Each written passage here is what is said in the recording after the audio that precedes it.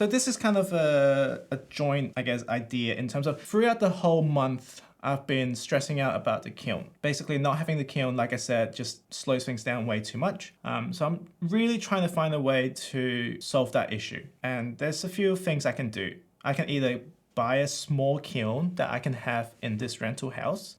There's no way to put it indoor. I might be able to put it in this corner. If it's small enough, I can put it in this corner, run the pipe out the window for venting, and that could work. And now that I'm thinking about it, that's actually feasible. Because the small kiln, if I get something that's the smallest I can get is probably like a 20 liter. And it's about 60 centimeters wide. So if I put it in that corner, and it's on wheels, right? So if I put it in that corner and pull it out away from the wall when I'm using it so it doesn't burn the wall, that's absolutely doable. It just means spending about I think it'll be about $3,500 on a very small kiln. And it's a kiln that I'll outgrow very quickly. So that's an issue. At the same time, it's like, do I spend $3,000 or $4,000 on a small kiln that will tie me over until I can basically get a commercial space? So the second solution would be to rent a warehouse space, something, roughly 50 meters square to 100 meters square. In Australia, at least in Melbourne, from what I can see, I can get something $15,000 a year to $20,000 a year is doable for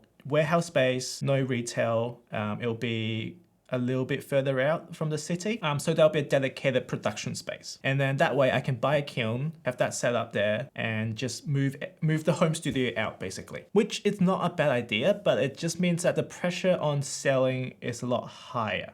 Because I'll basically have to make enough money to pay for the rent and the utility. So I think I had made a quick budget per year. Having my own space would cost about 25,000 minimum. I think 30,000 is probably a safe bet.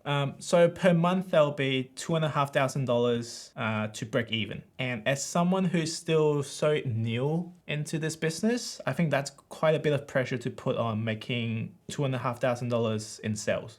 Having my own space would mean that I can spend all my time in production and get a decent amount of things made. But being a rental warehouse, it doesn't increase my sales outlet. And that kind of brings me to solution 3 is to have a retail space or production space in the back. Or, it can be a joint space, but there needs to be a little bit of separation. So the window shop area can be a retail space, and then anything behind that can be, a wheel and a kiln at the back. And ideally you've got rear access where I can fence the kiln out either window or through the roof. But what happens is it's going to cost a lot more because a retail space is worth a lot more than a warehouse space, obviously. And the retail space that makes sense would be in the inner city, on at least close to like a main shopping strip, for example. And what I'm looking at, so for those who are in Melbourne, I'm looking at Brunswick. Most likely Sydney Road up more north side, so it will be kind of Albert Street, closer to Coburg than Princess Hill.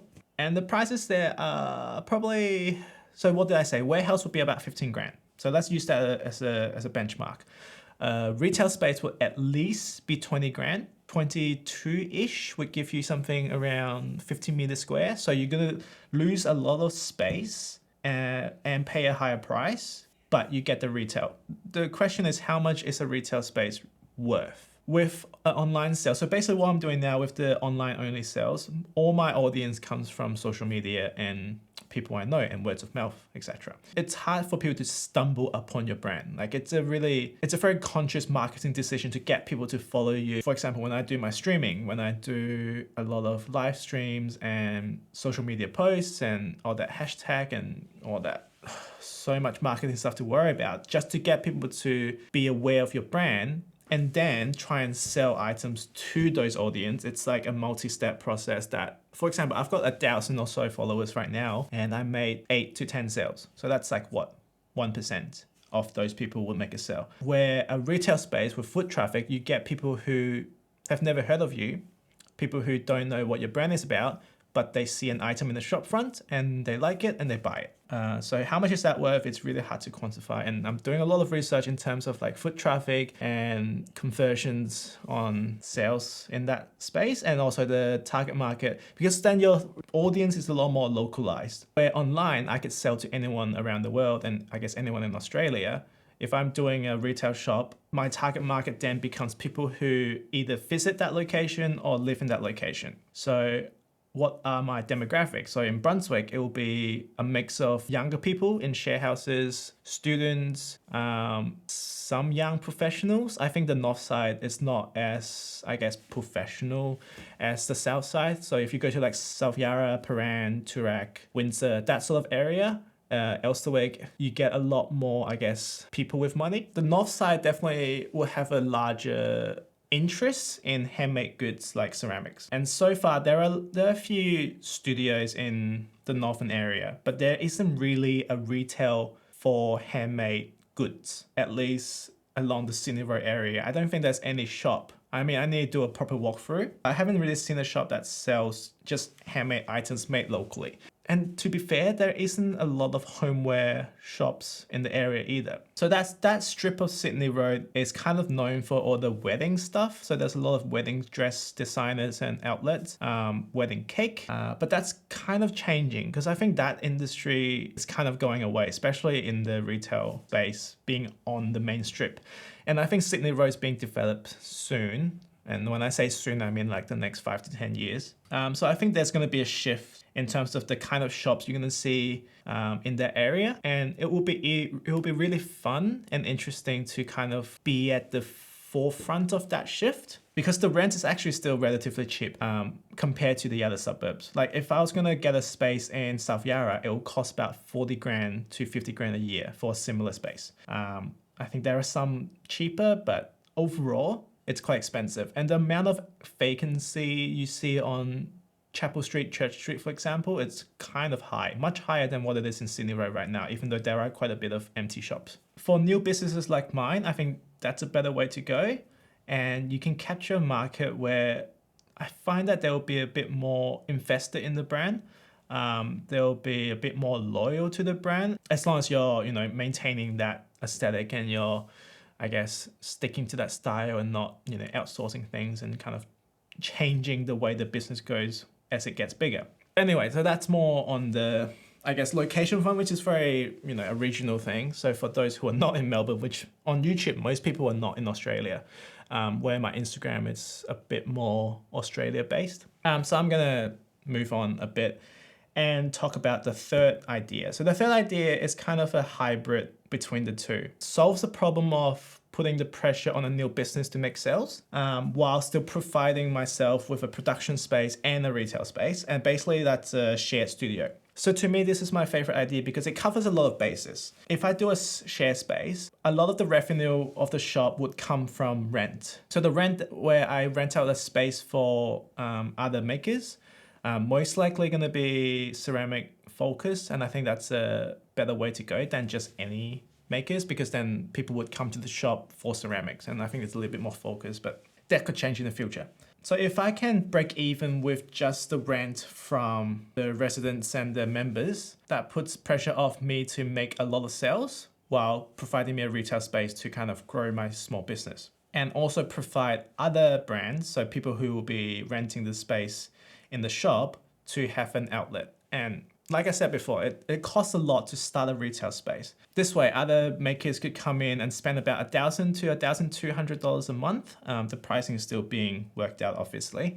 And what they will gain is a dedicated space, a private space for their own practice, access to kilns, which I think is probably the biggest hurdle for everyone who's trying to do the same thing as I am. And a lot of this idea comes from my own struggle, basically. So I want to capture a market of people who are like myself, where we're starting out relatively new, trying to expand, but kind of limited by space. And I think that a lot of us who live in the inner city, for example, would be limited by that.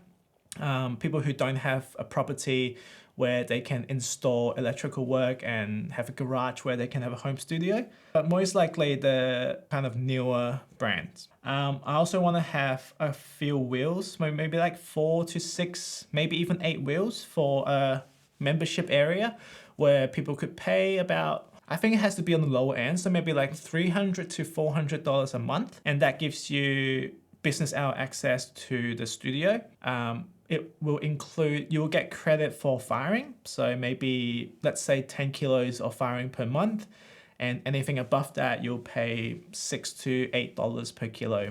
which will be cheaper than the market rate, which is about $9 a kilo right now. And yeah, full access to the shared wheel. So it's kind of like hot desking, but for pottery. And also a third type of membership would be a part-time membership. So you might get 2 days a week of your choice, or maybe just a weekend. A lot of the details are being sorted out, but that could cost $200 a month maybe, or $50 a week. But I'm trying to figure out if that's too much, having the part-time and the full-time membership, or if it's just stick it to full-time membership and that's it. And that simplify things in terms of tracking and making sure that I don't overbook the space. And another reason I want to have multiple wheels in the shared area is for classes as well. So if I can do 1 classes a week, so basically the break-even point for me is 2 full-time residents, 2 full-time membership, and 1 class per week. And that will be enough to pay for all the expenses, including rent, utility, and stuff like that. Absolute break-even point, no profit. And after that, any extra membership would be profit to the space, which is great. All right, so onto the retail side of things. I think the membership, there's still a lot to kind of iron out in terms of the details, but I think there's a decent amount of interest there that could work. But the retail space is where the quote unquote profit's gonna come from. So I wanna have a retail space where I can help and I guess provide a service to other makers to sell their stuff and strictly to people who rent the space. I want customers to come to the shop for the people that work there. So it's not just random ceramics, but it's you come here because you know that this person sells here and you want to come and visit and see their stuff in person, and maybe even a chance to meet the makers and have a chat and all that stuff. So there's a bit more backstory to the pieces, and I think that increases the value of the handmade ceramics. There's going to be a difference, just a random piece of work versus something that you see being made almost, that has a face behind it. So it'll work almost like a gallery space. It'll be more similar to a gallery space than a homeware shop, basically. There'll be little posters with details of the people who make the stuff, of their background, the material, backstory, everything, just to make it a bit more personal. Any sales that are made in the shop will take a commission. The percentage is still being worked out, and I think it's going to be really hard to decide that now. It's almost like a trial and error thing, and it's going to be open discussion to the people who want to rent the space, people who are interested in terms of how much they think it's fair and how much I need for the business to be sustainable. But considering the value that a retail space to bring to the brands, I think somewhere about 15% to 30% will be the range. And they'll have to be narrowed down in terms of what kind of service I can provide as a space. So marketing, I think it's a big thing, especially if there's going to be a decent amount of social media following for the shop. That can be very helpful for new brands to reach a market that they might not have initially. Obviously, the foot traffic and stuff like that, you don't get as online business. So we're also gonna take care of the sales and, dealing with customers and packaging and all that stuff. So basically, if you're a maker who's renting out the space, the only thing you have to really worry about is how you present your own shelves and your own kind of selling area, and everything else is sorted out by the shop. So I think that's worth quite a bit in terms of the convenience and also just the value it brings. So yeah, so a combination of all this would, I guess, allow a space to be sustainable in terms of as a business. And I think it will be something interesting for people to visit as well. At least to me, I believe it can be some sort of a destination where people would come to the area just to visit your shop. And especially if there's going to be a mix of interesting artists and brands, we can capture a wider market, and it's almost like an arts and craft market, but a little bit more upscale, a little bit more refined, and just a little bit more focused. So instead of having like 20 stores and 20 different makers and 20 different, I guess, medium, it's going to be a lot more focused into handmade ceramics. It could be functional wear, it could be decorative, it could be fine art. It doesn't really matter. And to be honest, the more diversity, the better. So there's not like a direct competition between the people who rent the space. I think that one makes it a little bit awkward between the members and to just dilute the sales a little bit. Where if we have a whole range of items, it's just going to be more interesting that way. And like I said, a little bit more of a wider net, so to speak. And it's funny because all this kind of came from just me wanting a kiln. I guess you could say that it kind of like the idea is kind of blowing up, but then it doesn't seem far-fetched. Each time the idea grows bigger, it seems to be a logical step. So it just depends on how much risk I'm willing to take in terms of startup capital, which I think it's gonna have to be a full video on its own because this is already getting a little bit long, and I don't want to go into too much of that nitty-gritty stuff right away because I'm still working that out in terms of the costs. But yeah. So I'm most likely going to go with the share space and retail idea. Even though it's going to cost more to start, I think it's going to be more sustainable in terms of profit. It makes a lot more sense, and it also provides a bit of, it sounds weird to say as a business, but it does give back to the community a bit in terms of like the ceramics community. Because if there's a business that offers that sort of service right now, I would take it in a heartbeat. Like this is basically what I want, but no one's offering it yet. So I'm just gonna have to do it myself. And the fact that I'm so desperate for a space like this means that there will be other people who will be a similar boat. And that's why I'm, relatively confident that I will at least be able to get enough people in to break even and make it sustainable. And any other profit is just bonus and most likely reinvest it into the business. It's weird because I go into this, making money is never the priority with this share space. Obviously, when I think about DLE as its own brand, yes, I do want it to make a profit. I do want it to expand and be more well known, basically. And I want to make a living out of it. But this share space, like the profit side of thing is never an issue. It's more about, can it be sustainable? Can it be beneficial to the people? And can it attract customer that would enjoy that experience?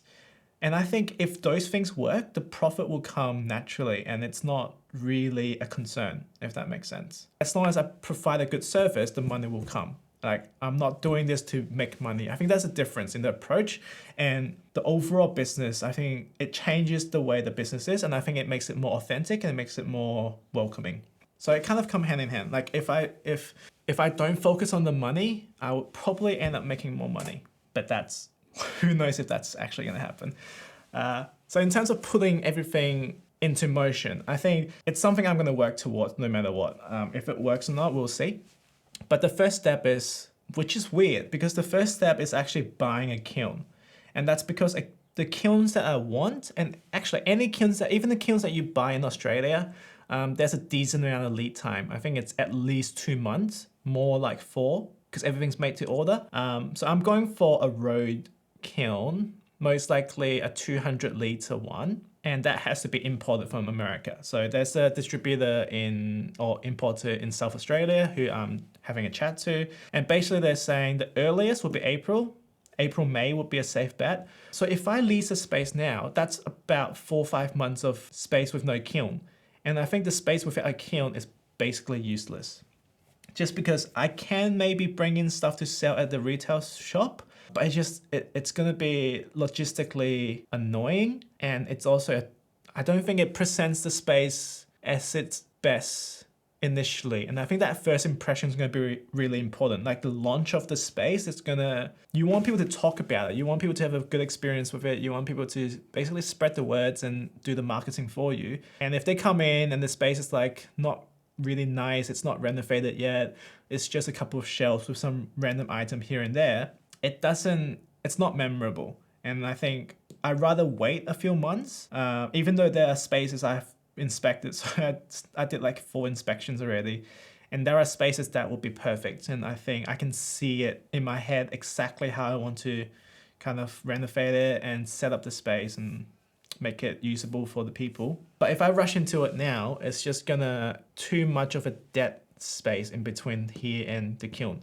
So if I order the kilns now, and I said kilns because there's going to be more than one, just because if you're going to have multiple makers there, having just a single kiln, it's going to be too much weight in between, where if I have at least 2 kilns on rotation, then things would move a lot quicker. So I'm going to do a front loader for the main primary kiln, which will be 200 liters, and then a secondary kiln, which will be a top loader because it's cheaper by a lot, and probably around 140 liters. So that gives a bit of variety. So for people who might make less volume, they can use a smaller kiln, and for people who make more functional wares and plates and stuff like that, they can use a larger kiln, and that's option, and the pricing will be different for each kiln.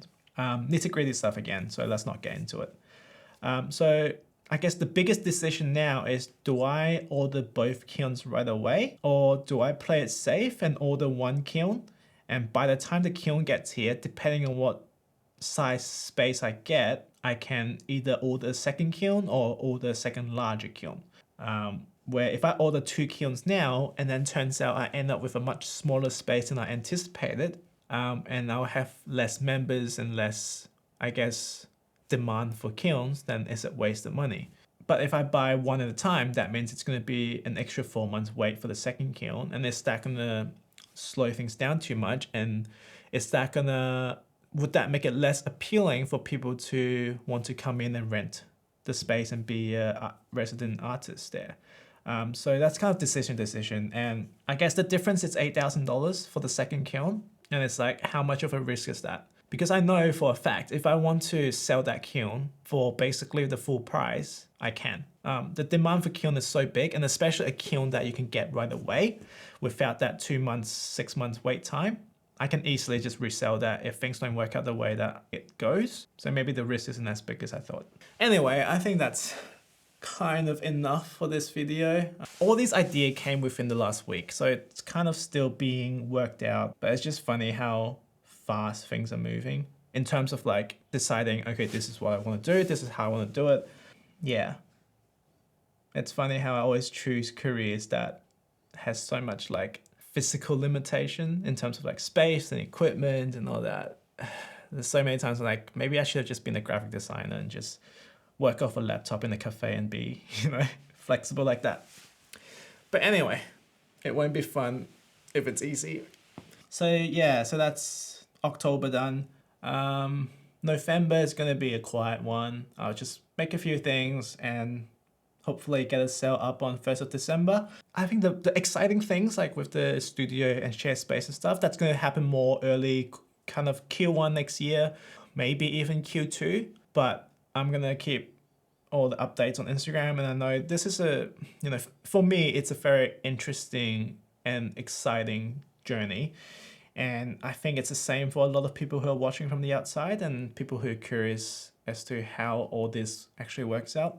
And there's a decent amount of interest of other potters who would like to have a space like this. And I guess it's a matter of how much it's going to cost them and if it's going to worth paying that amount to move into the space. But it will be so much fun to share space with people who have the same interests and the same kind of passion. I've shared spaces before with photography, and it's so helpful to be able to bounce ideas and just create a community. And actually, one thing I didn't mention was having the share space could mean that I can do workshops, I can do classes for the people who are renting the space. And obviously people who have a membership for the hot desking, hot wheeling system, they will get a discount on any guest speakers. So I will like invite established artists. They can, specific techniques. So maybe someone could come in and talk about a specific hand building technique or a throwing technique or even marketing. So I could bring in social media experts, for example, and they can talk about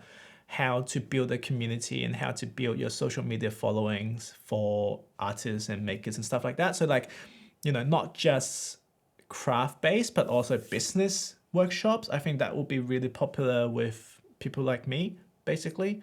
Yeah, so again, it's hard for me not to keep talking about it because there's so much ideas there, but I'm gonna stop myself and just call it because I think this video is gonna be like way too long already. So yeah, if you don't already, follow Instagram, subscribe, blah, blah, very typical stuff. I actually don't really care about followings anymore in terms of like the number. It's more people who follow and also engage. I think that's really important. And it's really nice to have all this conversation with a lot of people who are either makers or just people who like ceramics. That's probably been the most enjoyable experience in terms of social media because it is the marketing style thing can be a bit tedious trying to like chase the numbers. And I'm trying to change the mindset. Again, it's a similar thing to the whole profit versus What would be the other side of the profit? So it's very similar to the share space where it's like profit versus value. Like how much value are you bringing to your customers basically? And I think the social media thing is the same. Like I can chase the numbers by just trying to mass market and get as much followers as I can, or I can create a social media presence where it provides benefit to people who follow me. So like all this behind the scenes kind of video are very targeted towards people who are in the same boat as me. And I think that's more interesting because people message me and we have conversations on all this business idea, and it also gives me an outlet to bounce ideas off. And again, it's all these community-based things. I think that's what attracting me most into this share space, which is funny to think about because it all started off as let's make ceramics and let's make a brand, and now it's like let's make a ceramics community and let's bring in all these people. And yeah, I'm going off topic again. I'm trying to wrap up this video and I don't know how to end this, so I'm just going to stop here. Yeah, there won't be many videos coming in, but I'll definitely do the next business update. So see you in a month, or maybe actually less than a month. See you in 3 weeks.